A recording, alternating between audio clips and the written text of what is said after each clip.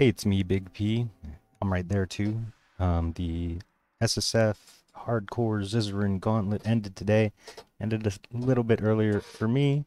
You got my rip clip playing in the background here. I ran a Reap Chieftain, and I got way further than I thought I would get. I actually got through the campaign. I normally only play standard, so it was pretty scary. Kind of slow. I think it was about 17 or 18 hours. And this is the second map, and I get shotgunned by some Spark and Skeleton Mage stuff.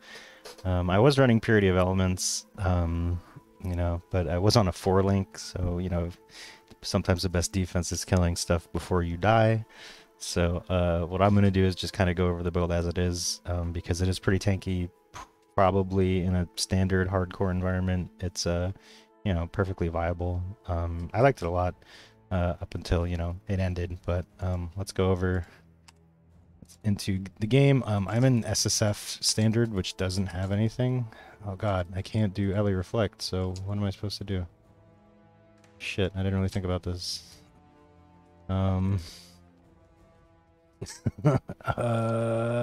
do I get an alt? What the fuck? Let's just migrate it. The normal standard, right? That'll work. Yeah, okay. Oh god. But yeah, overall it was pretty fun. I kind of sure. I was just bored. I didn't really play that much this league, and I wanted an excuse to do something, so we'll just run about. I was a little over leveled for like, I'm usually like a level or two behind levels in the campaign. And yeah, I'll go over the point the character was at now, what I would have gone into further and upgraded, just as a kind of post-mortem. I'll just rush to the boss. So we're running Herald of Ash. A lot more defensive auras than you might normally. Obviously, your gear could be a lot better in a trade league. Even this early on, you can buy some better weapon. My weapon kind of sucks. It only just has a bit of cast speed. No, not even cast speed. Just a spell damage roll and flat fire damage to spells, because we are fully converting to fire. At this point, perhaps a bit early, but I think once you get the Ascendancy node that converts half your damage, you might as well go full 100% to fire. You do lose out on the dot portion of Reap, but it's got a lot of damage on the gem, and the effectiveness of added damage is 210%. A lot of people might say, hey, what's the point of running Reap without Awakened Spell Cascade? That's how you get kind of like the overlaps in the shotguns that make it feel really good, instead of just like, okay. I still think it's strong enough. Let's show the single target damage off on the map boss. Again, keep in mind it's a 4-link. And I have... Why doesn't it cast sometimes? I have like weird... I don't know if it's like... It clicks on my mouse, but... I mean, it's very tanky, you can see. I mean, just going into maps without the greatest gear. I'll post the gear I do have. And we were 1 point away from elemental overload, which, could have been the difference between that pack dying and living. That's just the razor's edge you walk in hardcore. So yeah, I'll just go over the gear real quick. I just want to give... I spent how much? How much is this? 16.5 hours. So, I mean, there's nothing really special. If anything, this is a tier 1 cast speed roll on an amulet where I need Dex and Int. That was nice, so I crafted life on that. Probably going to use that for a decent bit. I kind of was keeping flexible with what I needed to. Even without Purity of Elements, I was res capped, and we had +1 to all max res here. In Soul of Steel, I was going to go into Prismatic Skin. The hardcore cheer is basically, getting a lot of life. Then Call to Arms, went into the life wheel here pretty early, and when you wanted for damage, you pick up stuff like Iron Will and Relentless, because, generic physical damage scales your stuff. I didn't go into Magmatic Strikes or Avatar of Fire until I had, like, gone up to here, ran up to Sovereignty, got Purity of Flesh. This was, like, the last leg when I was, like, in my 70s. I kind of waited on this a lot, which I probably should have went for earlier. Life, cast speed, any cast speed on the tree, especially in hardcore, makes the build feel that much better, and it's the difference between being alive or dead. spell damage, elemental stuff. You know, I didn't want to. I just wanted to scale the hit damage. I didn't really want to do like ignite and ignite prolif or whatever. So I just went for straight up, you know, flat damage to spells. No damage over time or anything like that, or dot multi. Went for Hardy and Barbarism. Might have gone down to Juggernaut if I stayed alive long enough, but I probably just maybe would have filled out the life wheel and then maybe got like an armor cluster jewel here. Maybe Sanctum of Thought. Probably Divine Judgment and Divine Fury. Maybe another Endurance Charge and a jewel here. Had a jewel here. Yeah, and like I said, I would have gone for Prismatic Skin and then maybe even up into Anointed Flesh. But that's kind of, I don't know. In hardcore, you kind of just don't want the ailments, I feel like. You don't want to be frozen at all. Reduced ailment, especially in the Gauntlet. It's pretty tricky.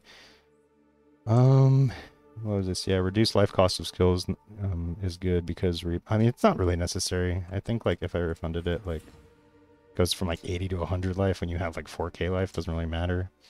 Mana reservation efficiency is just good, so you can fit in. I probably would have put Grace, although you can't really level Grace that much with the current decks I had. I mean, I could pick up this here and then this one here to maybe get it maxed out. I don't know. Hardcore people were saying, like, oh, you got to get Grace, and I guess you probably should, especially since you weren't running spell suppression on anywhere. I think I just had... Do I have it anywhere? No, I didn't have spell block or anything either, so maybe going until, you know, Glancing Blows and Sanctuary and the block nodes over here might have been a good idea. There's some decent ones. I mean, Mental Rapidity is okay, although mana regeneration rate is kind of a waste. Could have gone to Cruel Prep.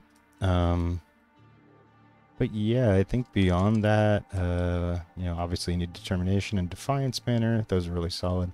And Herald of Ash was really your only damage aura. Helps a bit with clear. Gain Fizz as fire is pretty fantastic for the purposes of a physical spell that you're converting. I used Reap, Spell Cascade. I used Unleash, and added Fire once I started converting. Just because that's the way you gotta do it. Oh, my cat's here. What else? Shield Charge, faster attacks. Probably would have put Life Tap because it does spamming it in maps. I mean, I think I got a bit of mana regen on this ring, and then also a bit here in Shaper that helped a bit. Pretty shit ring here, but it gave me a bit of dex and some cast speed. This would be the first one we'd replace, and again, and this was a terrible, you know, scepter. Could have been way better. didn't roll my flasks at all, but these were probably the flasks I was going to use. Although, probably could have changed this out for the other physical. I forget what it is now. Basalt? No, this is Basalt flask. This is Granite flask. This was okay, but like accuracy rating's kind of dead. 25 evasion rating is whatever. This had a open... No, I had some other stuff in the stash that I could have used open prefix. Frostblink, I was using Frostblink and Shield Charge just because I wanted an instant option and a faster option I could spam. You can't really spam Frostblink unless you use it aggressively, and that's really dangerous to do in the hardcore league. Defiance Banner, Wave of Conviction on a cast from damage taken. I might have put this in a spell totem setup just for more consistency on bossing and stuff like that. Infernal Cry is my left click. That's how you generate endurance charges because we are Chieftain.